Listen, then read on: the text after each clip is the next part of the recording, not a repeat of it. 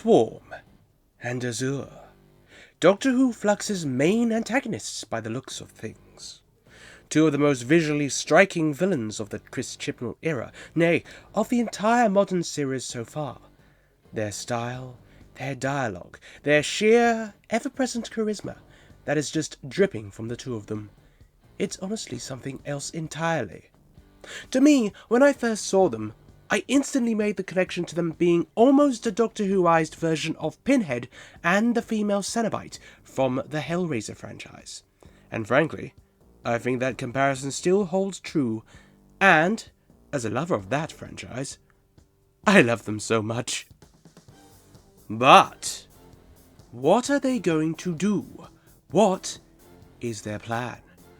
I am rather interested, to say the least, and you may consider this a series to chronicle them, to recap the relevant bits of their arc as it develops, and theorize about what they have planned, what their history is with each new piece of information that we get. And also, gush about these absolute stylistic, gloriously decorated, beautiful, pretty, horrific-looking, menacing, and well-dressed, intimidating Cenobite spiritual successors from the depths of God knows where. I love them. Please may their arc stick the landing, I beg of you. I mean, Ashard was amazing and all, but I haven't loved a Who villain this much since Missy, and this time there are two of them.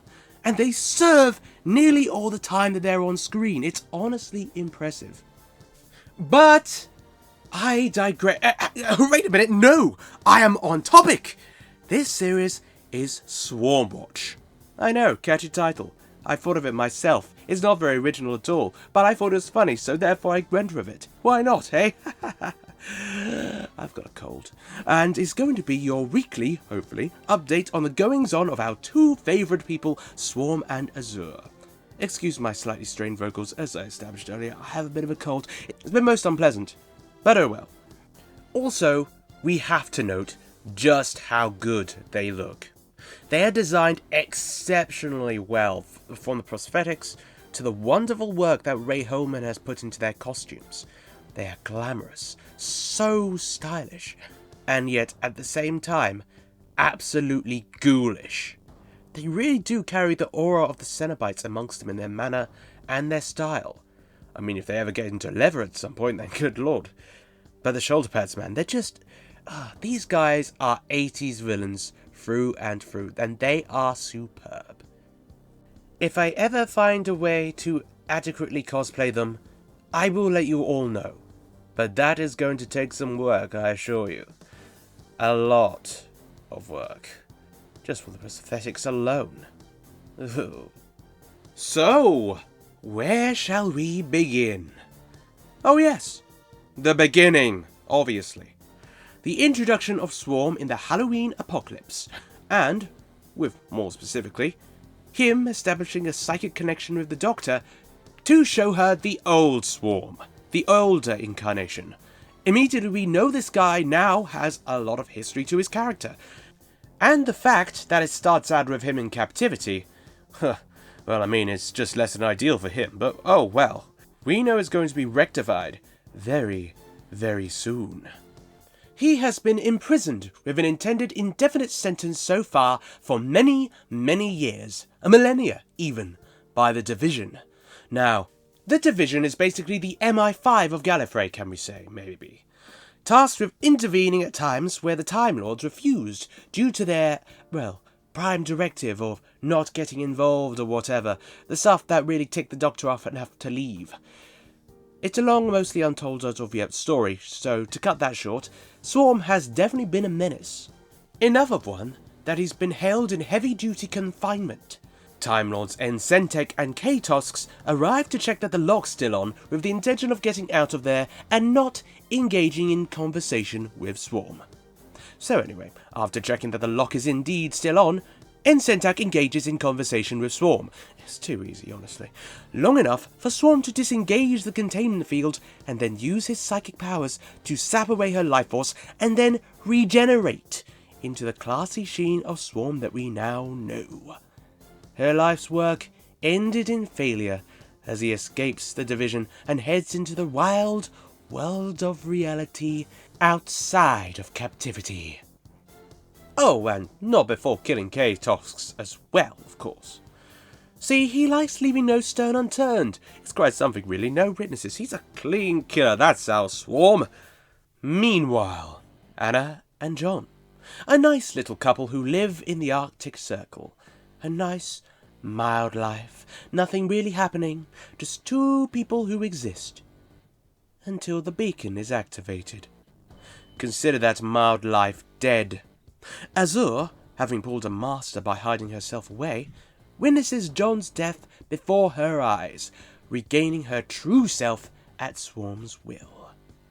And together, they are reunited to wreak pure, untampered chaos across the galaxy. And now, the most interesting aspect of all this. Swarm's relationship with the Doctor. Swarm visits the Doctor via a psychic connection and reminds her of their prior battles against each other. But what could this possibly mean? Dancing across space and time? There's only one person who I'd associate the Doctor with doing that to, and that's the Master. And not for 1 second do I think that Swarm is the Master. No way, Jose. That's not going to happen. The Doctor has since forgotten these encounters. So allow me to raise a possibility which could age horribly wrong, depending on what comes of this. Flux is an unpredictable beast so far, so I take absolutely nothing for granted. But this is what I hope. Forgotten is a poor choice of word. Erased is more accurate. After all, as Swarm says, they were so efficient. Swarm was the fugitive Doctor's worst enemy.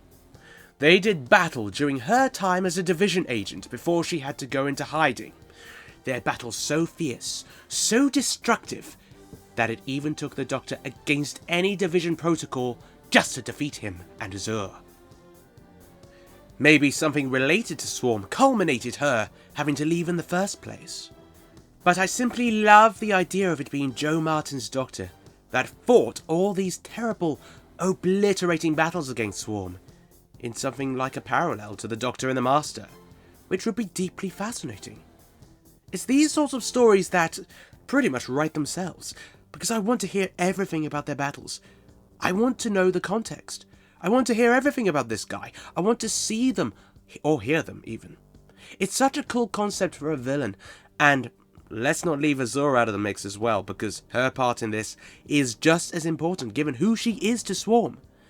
There'll be more to her than meets the eye. But I'm thinking something between Swarm's incarnation and the fugitive Doctor going into hiding, just like Azure did, means that perhaps something is connected there. Maybe we will find out. Maybe we won't. But I hope we do, because there is that gap that has been established, and if that is something to make use of, then I'm all for this. I hope we do. All of this, of course, made possible by the absolutely wonderful performances by Sam Spruill and Matthew Needham as both incarnations of Swarm, plus Washenda Sandhole as Azure. I apologise if I've mispronounced those. They are doing fabulously in their roles, and we are only 2 episodes in. And I have to give credit where credit is due. Chris Chibnall is doing a great job with writing these characters. I really enjoy what he's doing, and I hope it holds. But of course, this series will just be my little outlet to really talk about these two in a relaxed manner, and see what they will be up to through Flux as it goes from beginning to end. And it's already begun interestingly, so I can't wait to see where it goes, I assure you. Because I honestly really do find these two to be absolutely stunning and interesting and fascinating and all that. It's just, they've really got my brain in a nice little tight hold. And if you don't feel the same, that's absolutely fair enough. Thank you for making it this far. This era isn't for everybody. And honestly, it is what it is. But even so, I'm glad. This has properly got me into this season and this era of the show, so let's see what happens, eh? Let's see what the Swarm brings us.